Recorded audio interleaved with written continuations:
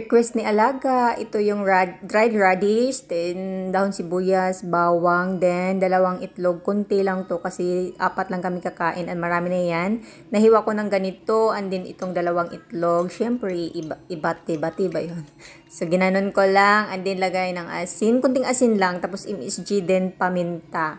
Tapos, imikos-mikos ng maayos para ma-dissolve yung mga ingredients. Then, yung dahon sibuyas at saka bawang, imikos-mikos din sa kawali. Magpainit, syempre din ilagay yung mga dried radish din. Isunod yung dahan-dahan yung itlog. Kung magtatanong kayo kung masarap ba yan. Sobrang sarap niyan, guys.